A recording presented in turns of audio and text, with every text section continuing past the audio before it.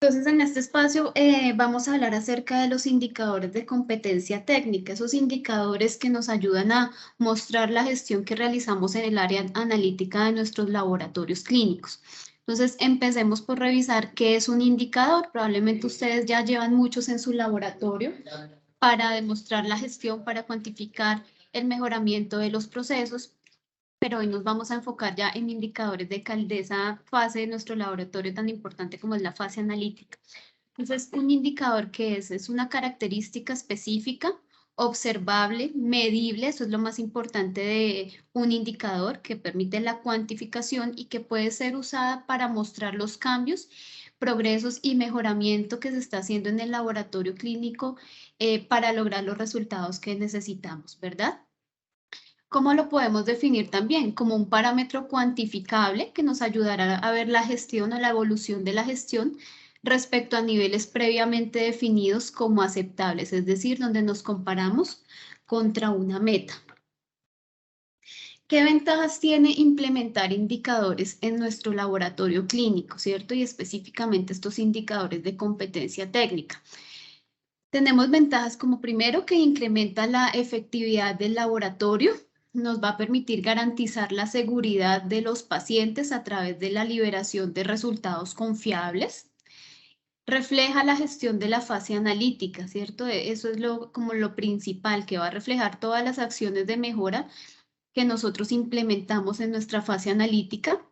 Son una herramienta clave de información que nos va a permitir tomar decisiones basadas pues en la misma de manera organizada, sistemática. Les va a permitir realizar una priorización de los analitos que deben ser intervenidos para alcanzar las metas establecidas y permite enfocar las acciones de mejora en el atributo que necesitamos mejorar. Entonces, con estos indicadores uno se enfoca en precisión o en exactitud, en el problema que tengamos en el laboratorio. Y por último, la calidad observada frente a la calidad que esperamos y que ya hemos definido previamente a través de unas metas. Decíamos que una de las ventajas es que permiten monitorear el proceso analítico en el laboratorio clínico, es decir, permiten expresar en números, ¿cierto?, cómo ha sido la gestión en la fase analítica y cómo es el desempeño de nuestras pruebas. Además que permite enfocarnos en los puntos críticos de los analitos o mejoramos la precisión, ¿cierto? Nos muestran qué es lo que debemos mejorar, si la precisión de nuestros analitos, la veracidad de nuestros analitos o la exactitud, o ambas, ¿cierto? Que sería como monitorear o la exactitud o mejorar la exactitud. Recordemos cuál es la diferencia entre esas tres palabras que acabo de mencionar, entre exactitud, veracidad e imprecisión. Entonces aquí traigo a colación la guía CLSI 24A4, llamada Control Estadístico de la Calidad para Procedimientos de Medición Cuantitativos.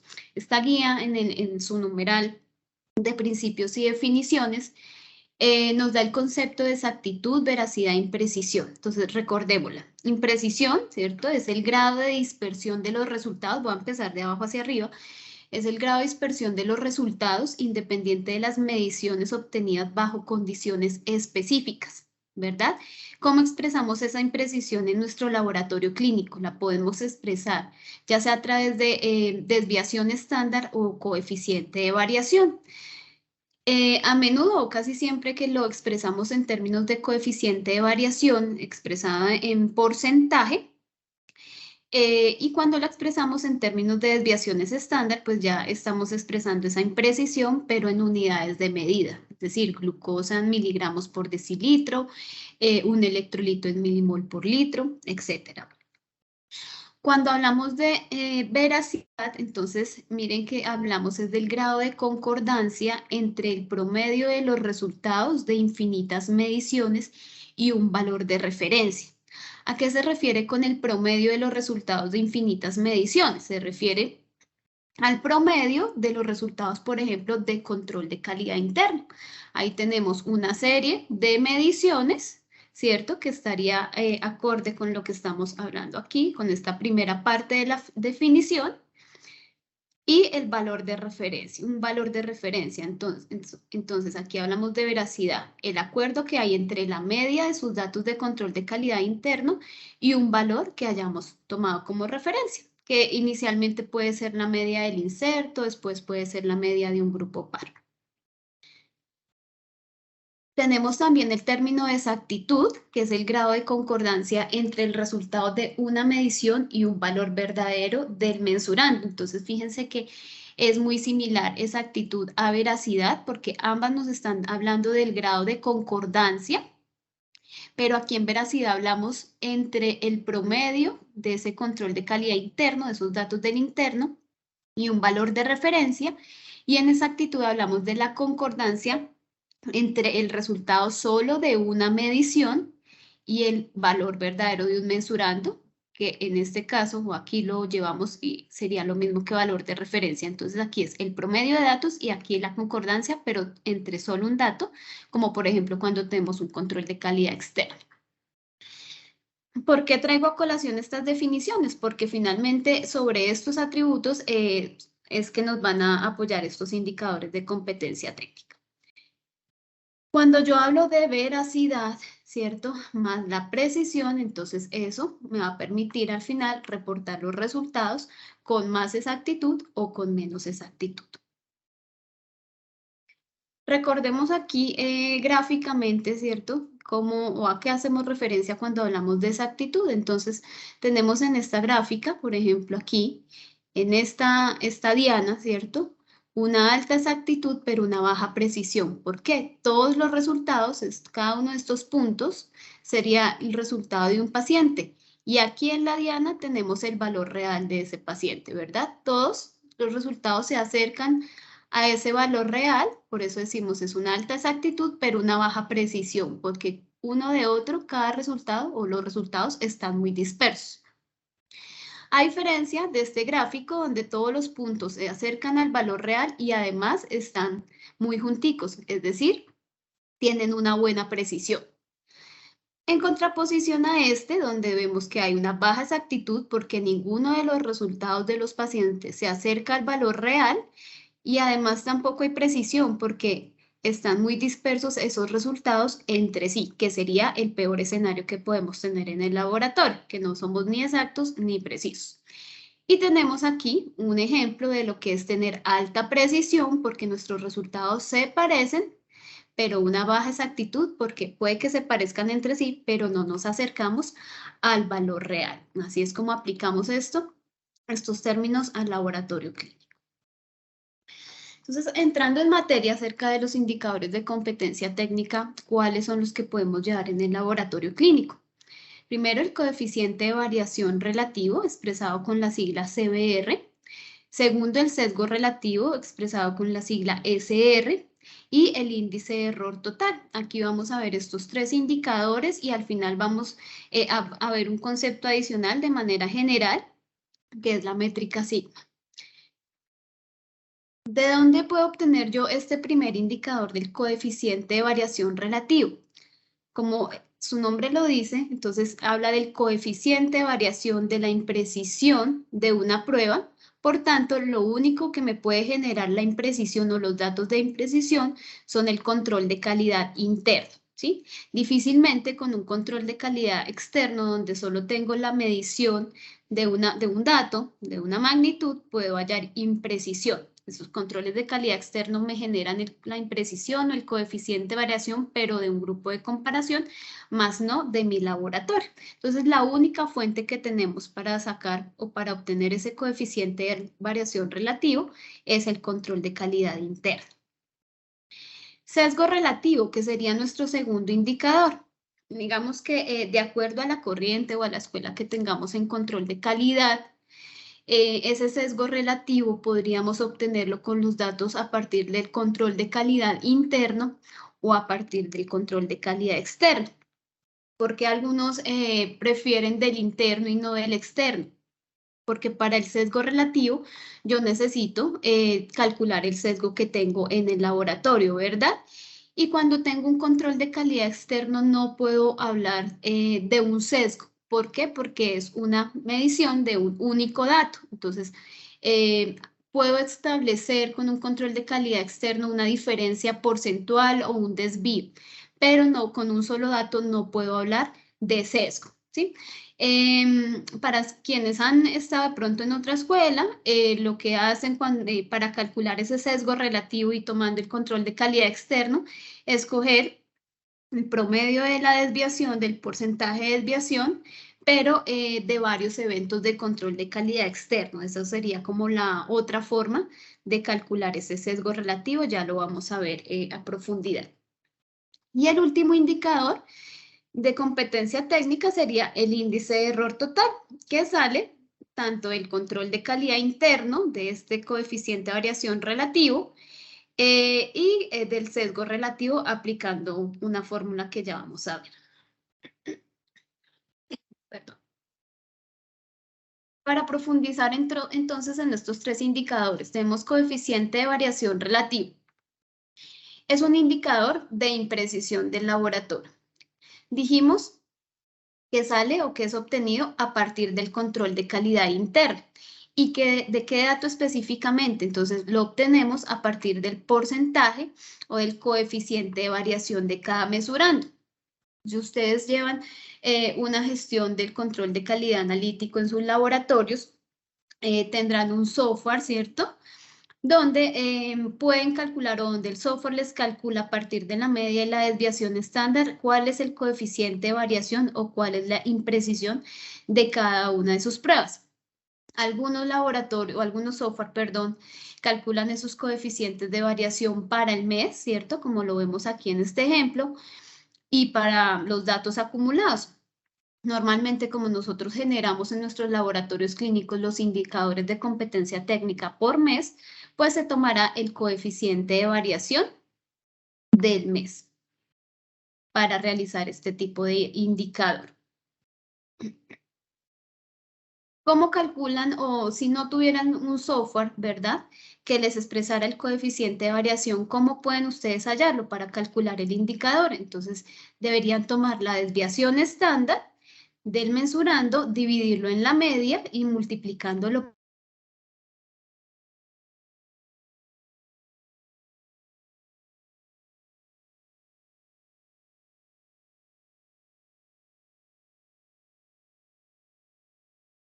necesariamente tiene un numerador y un denominador, ¿sí? ¿Cuál sería el numerador? Entonces, el coeficiente de variación obtenido en el mes, ¿cierto? Para el cual quiero hallar el indicador de competencia técnica. Y el denominador sería el coeficiente de variación permitido, ¿sí? Antes de calcular los indicadores de competencia técnica, el laboratorio debe definir cuáles son sus metas, cuáles van a ser los requisitos de calidad con los cuales quieren trabajar. Entonces, requisito fundamental para cualquiera de los tres indicadores que vamos a tener una fuente de datos, en este caso para obtener el coeficiente de variación, y tener una meta establecida, en este caso el coeficiente de variación máximo permitido. A partir de que ustedes pueden calcular o establecer esa meta de calidad en términos de imprecisión. Los laboratorios podrían basarse en los coeficientes de variación máximos permitidos que da variabilidad biológica, que es la fuente más común usada en el laboratorio clínico, pero también podrían tomar como meta de imprecisión el coeficiente de variación que da manufactura y que está expresado en los insertos de cada una de sus pruebas. Menos usado, ¿cierto? Pero también es una opción tomar el coeficiente de variación del grupo par como meta de calidad, o podrían tomar el coeficiente de variación a partir del estado del arte.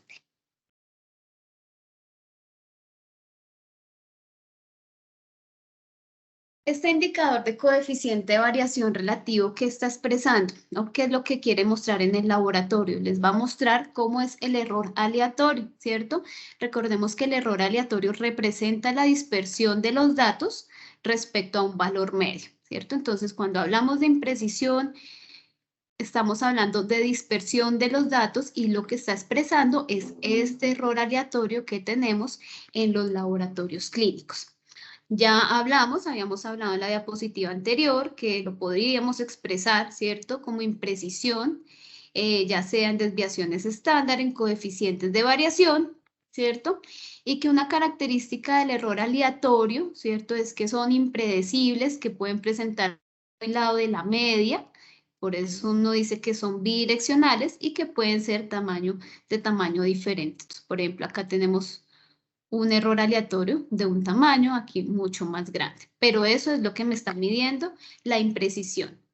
Lo que me mide es el error aleatorio, ¿cierto? Expresado en porcentaje, y cuando yo expreso o hago un indicador de coeficiente de variación relativo, eso es lo que estoy haciendo, midiendo cómo es mi error aleatorio, mi imprecisión frente a una meta previamente establecida.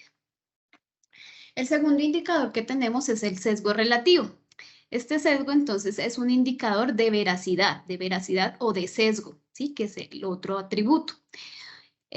Como les decía, es obtenido a partir del control de calidad interno o externo, ¿cierto? Pero ya sabemos que si vamos a calcularlo a partir del control de calidad externo, deberíamos coger un sesgo acumulado, ¿cierto? No el sesgo que me dé el reporte de un solo dato, porque eso no sería un sesgo, sería solo una diferencia porcentual.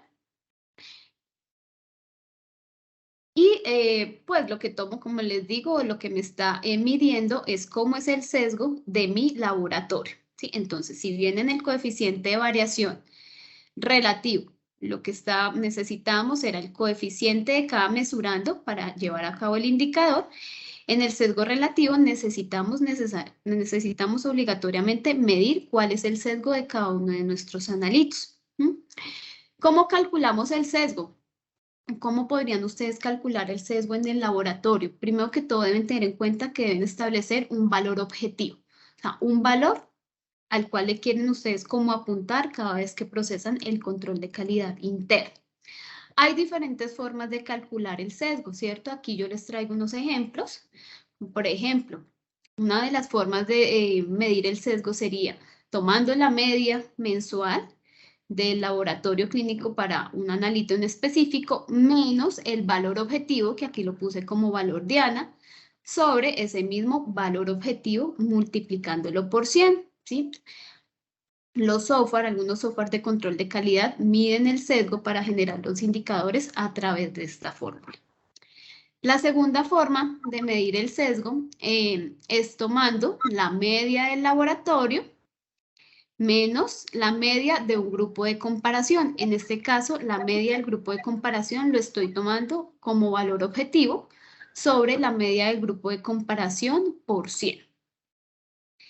Y la tercera forma de calcular ese sesgo es tomando el porcentaje de desviación promedio del control de calidad externo, frente a la media de consenso o valor asignado sobre el valor asignado por 100. ¿Sí? Entonces, ¿de qué depende si ustedes escogen cualquiera de estas fórmulas para calcular el sesgo? Dependerá de lo que ustedes escojan como valor objetivo en sus laboratorios clínicos. Como valor objetivo pueden tomar entonces la media de un grupo de comparación, sus datos, si mediden esta clase de sesgo, la media consenso o valor asignado del control de calidad externa. ¿Cómo sería la fórmula de este indicador de sesgo relativo?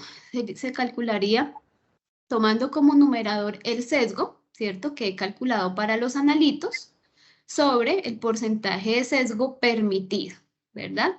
Y eso me va a generar un índice al igual que en coeficiente de variación relativo. Ahora, ¿de dónde voy a tomar esta desviación o este sesgo permitido? Tengo varias fuentes. La primera, que es como la más común que ya les había mencionado, es a partir de los sesgos máximos permitidos que nos da variabilidad biológica. La segunda opción es que tomemos el sesgo máximo permitido que nos proporciona CLIA. La tercera es un sesgo máximo permitido que nos genere en algún grupo par, que es menos usada. Y la cuarta, porcentajes de desviación o sesgos máximos permitidos definidos por los proveedores de ensayos de aptitud. ¿Cuál sería la mejor? O sea, el laboratorio, y es quien debe definir antes de generar esos indicadores de competencia técnica contra qué se quiere comparar, cuál va a ser su requisito de calidad.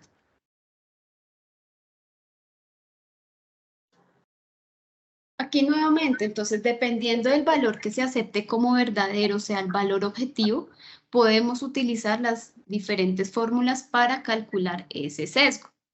Cuando yo estoy utilizando esta primer fórmula que estoy aquí señalando, entonces yo estoy asumiendo o estoy estableciendo en el laboratorio un valor diana o valor objetivo a partir de mis propios datos. Y aquí me voy a adelantar un poquito. ¿Qué características tiene ese valor objetivo? En inglés, target value, también lo pueden encontrar como valor diana. Entonces, ese valor objetivo es un valor asignado para un material de control contra el que el laboratorio debe comparar sus propios resultados de medición, ¿sí? Muchas veces los laboratorios escogen como valor objetivo las medias del inserto. La media del inserto, digamos que es solo, debería ser usada solo. Perdón, creo que alguien tiene el micrófono prendido, activo. Yo me consumo primero la que tiene menos y después.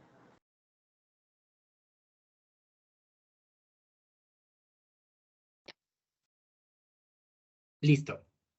Gracias. Entonces voy a repetir aquí.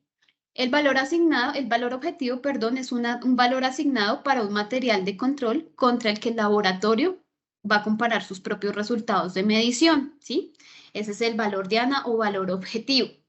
Muchos laboratorios les decía que escogen la media del inserto como valor objetivo y con ese valor se quedan durante todo el uso del lote de control.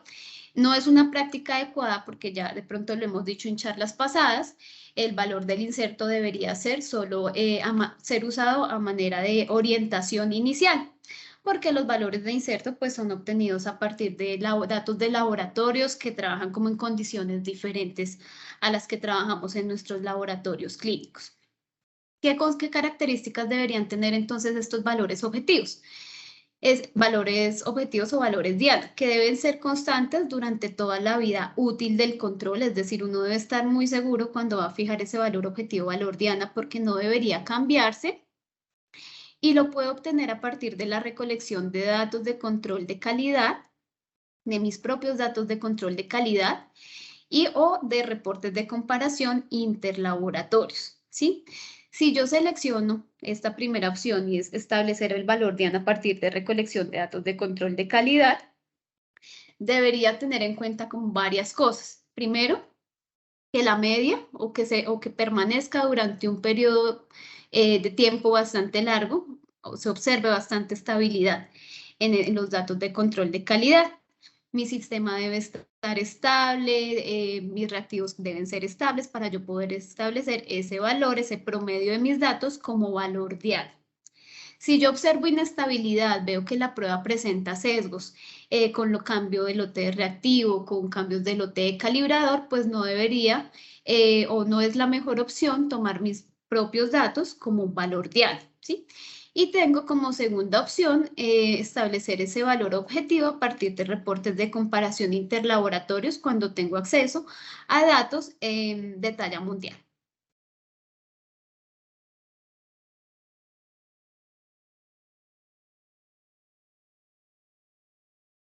Devolviéndome aquí entonces al indicador de sesgo relativo, recordemos que el sesgo es la diferencia que hay entre el valor medio de una serie de mediciones y un valor aceptado como verdadero o valor de referencia. Esta es una definición que da el vocabulario internacional de metrología. Entonces, esa diferencia, por ejemplo, acá tenemos un ejemplo de lo que es un sesgo, ¿cierto? Yo aquí tengo unos datos que están muy por encima de mi valor diana, que asumamos que es este, y otros datos que están por debajo. Entonces, la diferencia entre el promedio de estos datos y esta media o valor diana es a lo que yo voy a llamar un sesgo. Entonces, este es el atributo que yo debo medir para compararlo contra una meta de calidad y establecer mi sesgo relativo. Tenemos el tercer indicador, que es el índice de error total. Entonces, decíamos que precisión más veracidad también nos genera la exactitud. Entonces, el índice de error total, ¿qué es? Es un indicador de exactitud que evalúa la confiabilidad de los resultados. Y lo que me está diciendo es que si cumplo con el error total, es que mis resultados, los resultados generados por el laboratorio, están liberando sin errores médicamente importantes. ¿Qué es el error total? ¿A qué hace referencia a eso? Entonces, el error analítico total es la combinación de los errores tanto aleatorios como sistemáticos.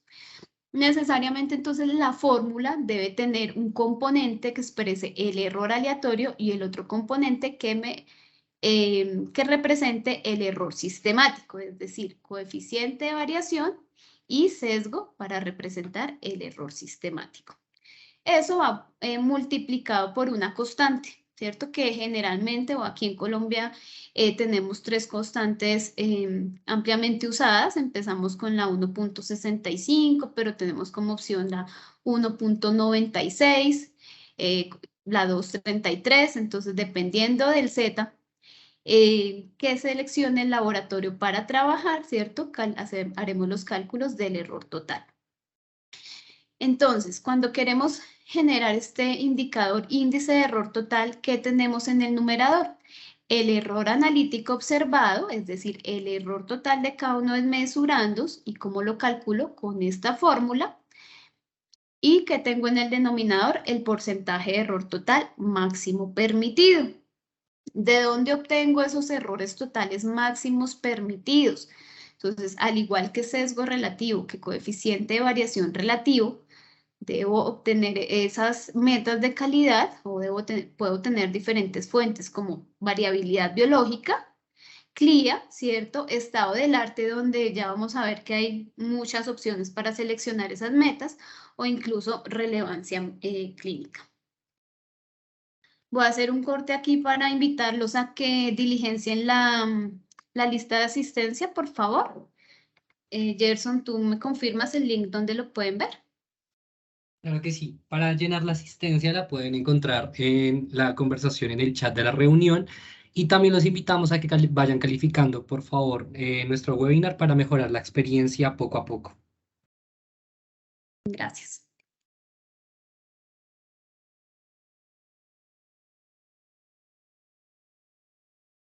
Entonces, hablemos un poquito de esas metas de calidad. Ustedes los pueden encontrar así como especificaciones de calidad, métodos de calidad, requisitos de calidad, diferentes nombres.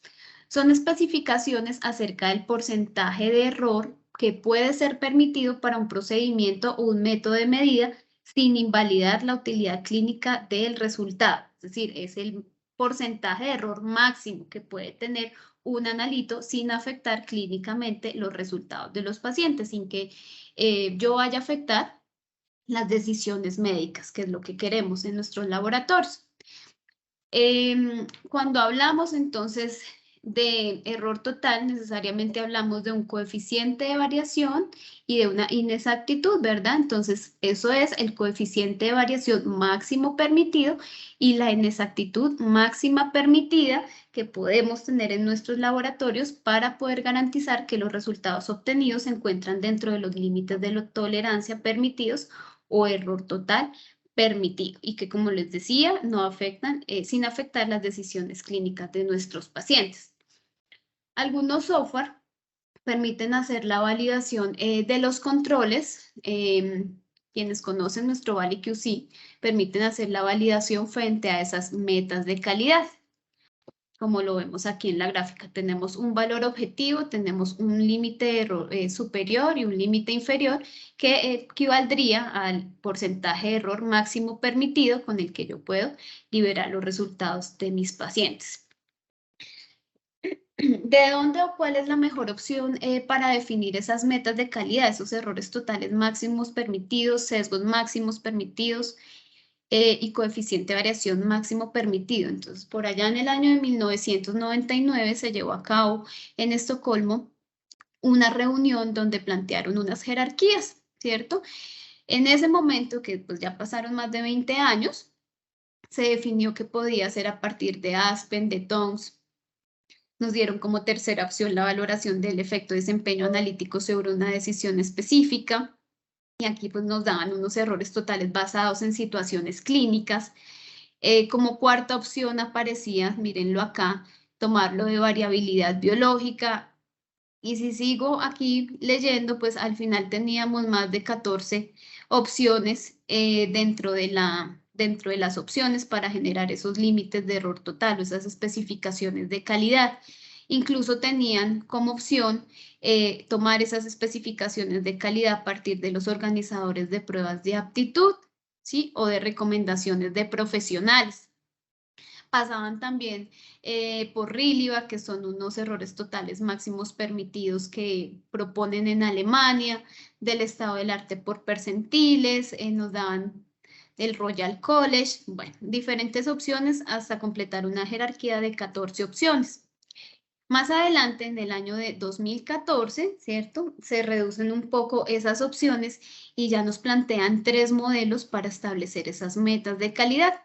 Esa reunión se llevó a cabo en Milán y lo llamaron así, la Conferencia de Milán.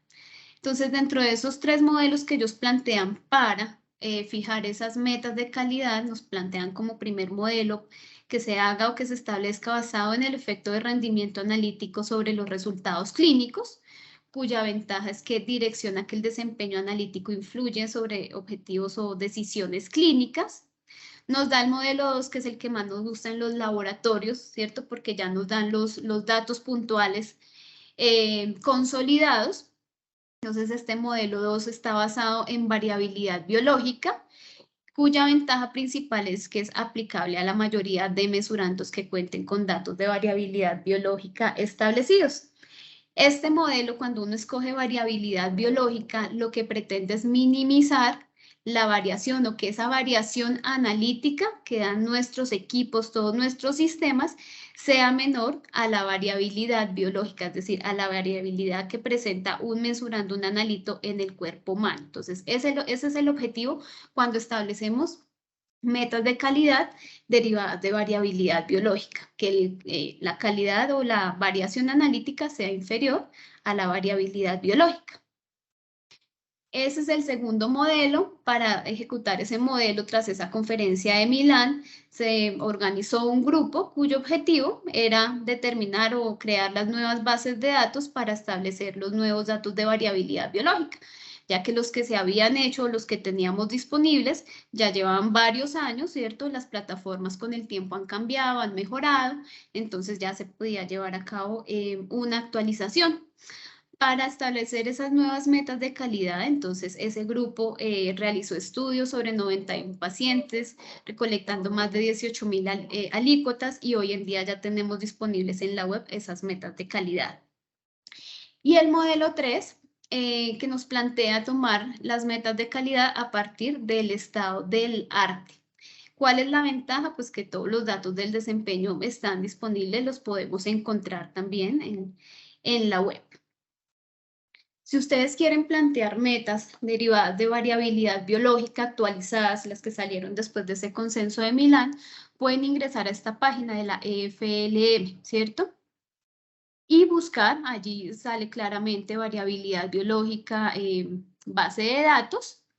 Buscan los analitos para los cuales quieren establecer esas metas de calidad, ¿cierto? Específicamente en esta opción, y al darle clic acá para que les calcule, él les genera la imprecisión máxima permitida, el sesgo máximo permitido, el error total máximo permitido en los 3 niveles que nos da variabilidad biológica, que son mínimas, deseables y óptimas, ¿sí?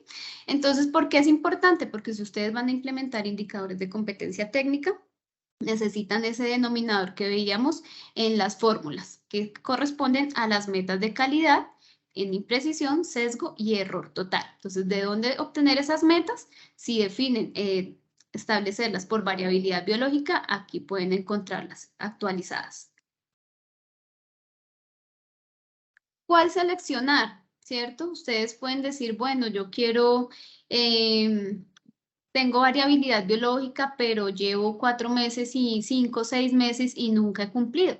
Pueden buscar otras opciones, ¿cierto? Como CLIA, que también están disponibles en la web. Pueden compararlas con RILIBA, con estado del arte, que finalmente todo esto hace parte del estado del arte y es el tercer modelo que nos brinda el consenso de Milán para seleccionar metas de calidad, ¿sí? Aquí tenemos otro comparativo que ustedes también pueden encontrar en internet, donde nos comparan las metas de calidad para cada uno de los analitos, ¿cierto? Por CLIA, por variabilidad biológica y todas estas opciones del estado del arte, para establecerlas y así llevar a cabo sus indicadores de competencia técnica. Importante un dato, y es que algunos, o lo que siempre hemos tenido en nuestra mente, es que CLIA es demasiado amplio. Ya salieron unas nuevas metas de CLIA, ¿cierto? Que se tienen proyectadas para publicarse en su totalidad en el 2024, en donde se hacen un poco menos laxas que las que teníamos actualmente, así que CLIA pues también puede ser una opción para plantear esas metas de calidad. Tenemos aquí un ejemplo de las guías alemanas, Rilliback, que también las pueden encontrar y nos plantean para menos analitos, pero también nos dan como opción esas metas de calidad. Bueno, entonces ya sabemos las fórmulas de los indicadores, ¿cierto? De los 3 indicadores que hemos visto. Quienes tienen, muchos laboratorios ya tienen implementados estos indicadores de competencia técnica, pero los generan en Excel, ¿verdad? Los laboratorios deciden, pues si los llevan en Excel o si tienen software también para generar este tipo de indicadores. Aquí yo les traigo un ejemplo para mirar cómo los interpretaríamos. Entonces tenemos el coeficiente de variación relativo, sesgo relativo, índice de error total. Y como les decía en un principio, algunos consideran que el sigma también debe ser considerado indicador. Eso pues depende del nivel con el que trabaje el laboratorio clínico. Entonces vamos a tomar el ejemplo de la AST, ¿cierto? Aspartato aminotransferasa. Por ejemplo, aquí tenemos, o ya el laboratorio estableció como meta de calidad, variabilidad biológica, especificaciones mínimas. Entonces, importante saber que para generar estos indicadores necesariamente tendremos que tener ya una base o unos datos de desempeño, ¿cierto? Para aplicar nuestras fórmulas. Tenemos CBR, entonces dijimos que este era un indicador de imprecisión. ¿Cómo lo calculamos? Coeficiente de variación, ¿cierto? Por ejemplo, acá sería este, 4.63, lo dividimos en el coeficiente de variación máximo permitido, 8.93, y eso ustedes pueden comprobarlo, nos va a dar 0.519. ¿Cómo calculamos el sesgo relativo? ¿Cierto? Vimos que teníamos 3 opciones en cuanto a fórmulas para calcular el sesgo. Para calcular ya el indicador debemos tomar ese sesgo que ya hemos calculado previamente, que aquí lo tenemos como bias, porcentaje de bias, que es porcentaje de sesgo. Para este analito nos dio menos 0.033, dividido la meta de sesgo que tenemos, que sería 8.06. Eso nos va a dar un sesgo relativo de 0.04. Para el indicador de índice de error total, previamente ya debemos haber calculado cuál es el error total de nuestro analito. En el ejemplo que tenemos aquí, por ejemplo, es 7.67. Lo dividimos en la meta de calidad de error total, que sería este 22.79, y nos va a dar un índice de 0.33. ¿Cuál es la meta en estos indicadores? Que sea menor a 1. Cuando ustedes ya obtienen, ¿cierto?, indicadores de calidad, de competencia técnica mayores a 1, como estoy mostrando en esta diapositiva, donde el coeficiente de variación relativo fue de 1.296 y 1.618, quiere decir que la imprecisión, ¿cierto?, en estos 2 analitos superó la meta de imprecisión que yo tenía establecida previamente, ¿sí? Entonces, para los 3 indicadores, la meta es que sea 1.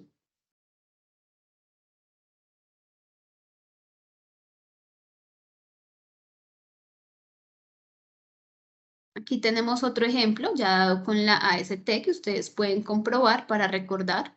Simplemente, cómo se calculan los índices, es una sola división a partir de las variables que ya hemos visto.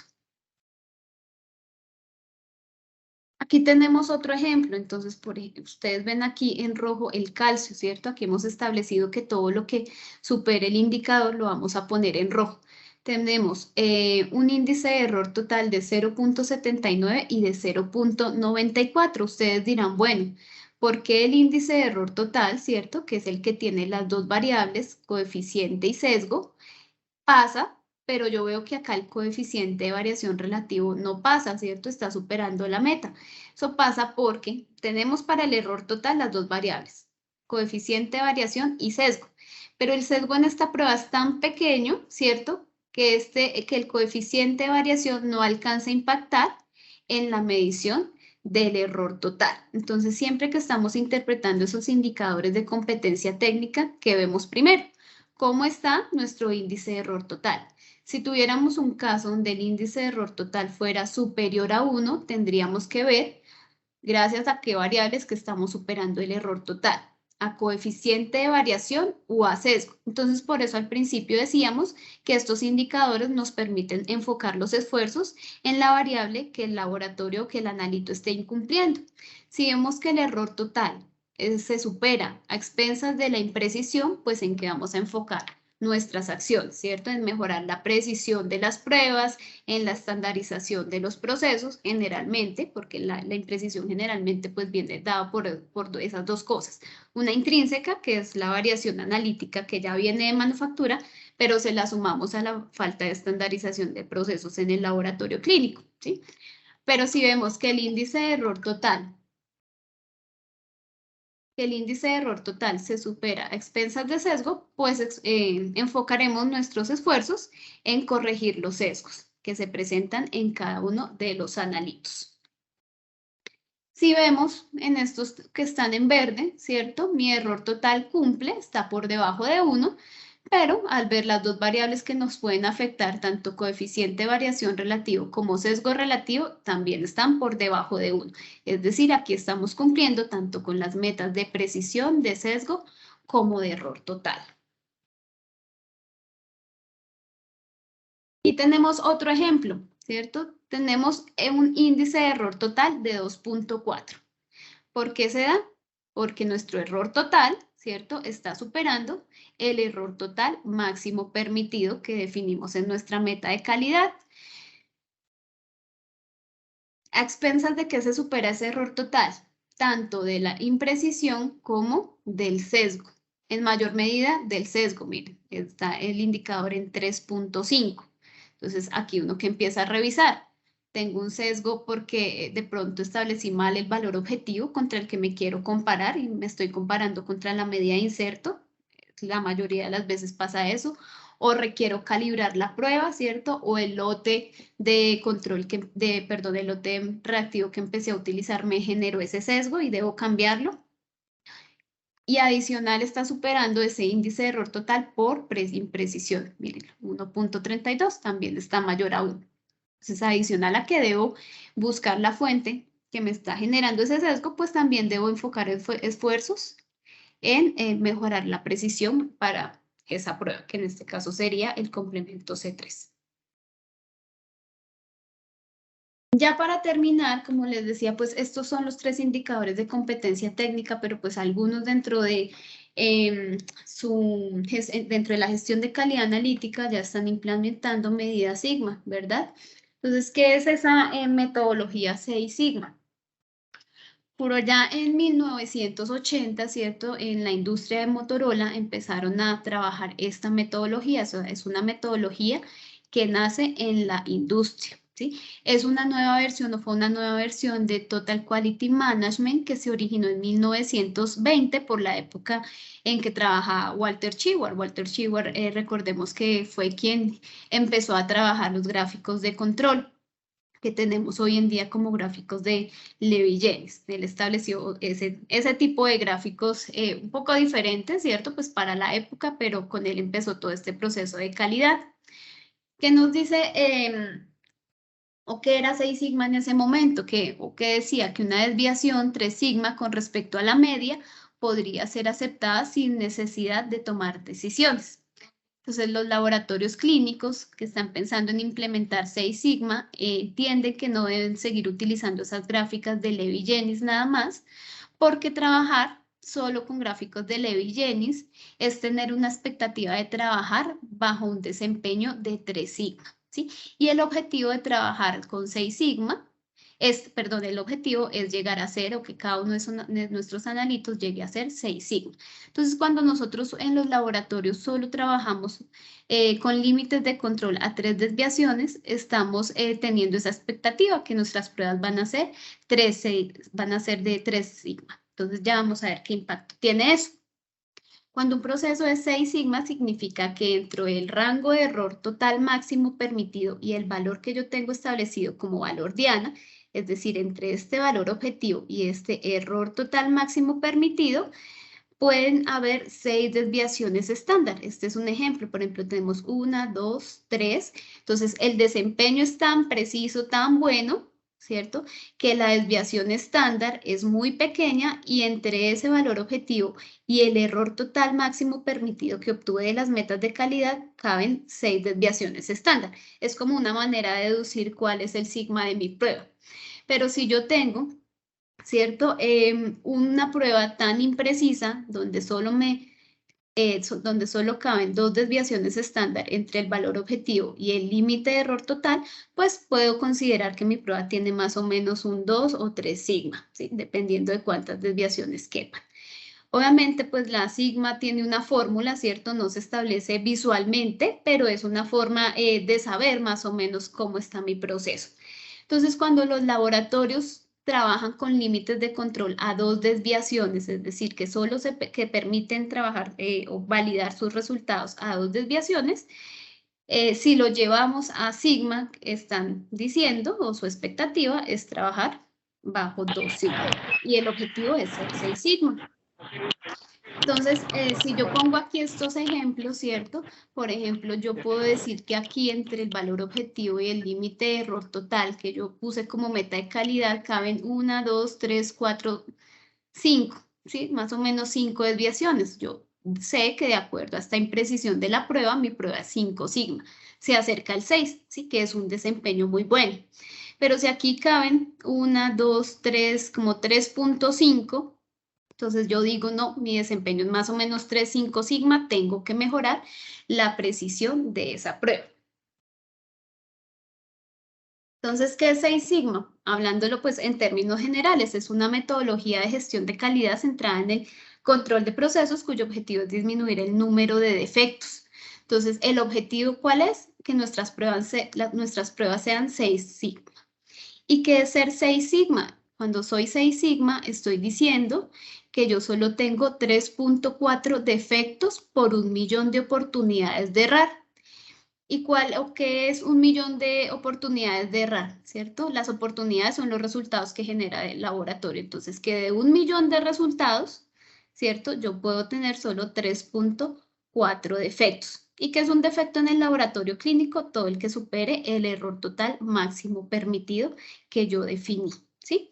Así que hacer 6 sigma es una estrategia de gestión de calidad basada en la medición y enfocada en el mejoramiento de los procesos y la reducción de la variabilidad.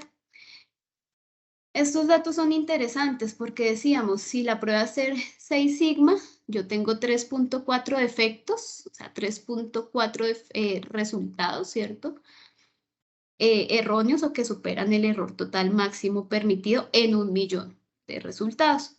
Pero miren, si yo soy 5 sigma, ya estoy hablando de 233 resultados que superan ese error total máximo permitido.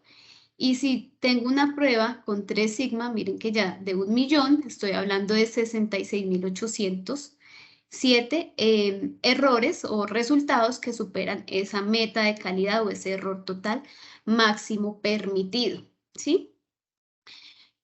Cuando hablamos de 6 sigma, entonces ya no hablamos de un porcentaje de exactitud, sino del número de errores que puedo tener en 1.000.000 de resultados. Y probablemente si diéramos esos indicadores en porcentaje, ¿cierto? Decimos, no, yo tengo un 97%, ¿cierto? De exactitud. Y eso puede ser considerado en el laboratorio un buen indicador, 97 parece bueno, pero si ya mido ese indicador en sigma, ¿cierto? Ya estoy hablando de 22.000 resultados en 1.000.000 en los que pude haber impactado negativamente la decisión de esos pacientes. ¿Cómo se calcula ese sigma? Entonces se toma el error total máximo permitido, ¿cierto? Que es la meta de calidad que ya definimos, menos el valor absoluto, es decir, esto va en positivo, del sesgo, que ya he calculado con las fórmulas que les di, y las divido en el porcentaje de coeficiente de variación, es decir, en la imprecisión. Y cuando hago ese tipo de mediciones, puedo tener mi indicador de sigma para quienes lo implementan. Entonces, hay un código de colores generalmente. Entonces, lo que está rojo es lo que tiene unas medidas sigma muy bajas, es decir, probabilidad alta de liberar muchos resultados, miles de resultados en 1.000.000 de resultados liberados con errores. Y lo que está en verdecito, ¿cierto?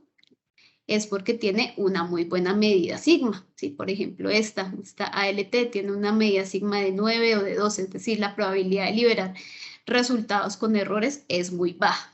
¿Yo en dónde enfoco mis esfuerzos? Entonces, en los que superan ese error total máximo permitido, que cuando se supera necesariamente mi medida sigma va a ser muy baja, ¿cierto? Como en este caso, miren, superé el error total por coeficiente, por sesgo, los que están en rojo, y pues eso me llevó a tener una medida sigma tan mala que incluso está negativa. Ya cuando tenemos medidas sigmas muy altas, pues ya uno debe reevaluar en el laboratorio, bueno, si me está sirviendo esa meta de calidad o puedo poner una meta de calidad más exigente y hacer una revisión de todas las metas para poner unas metas que sean más retadoras.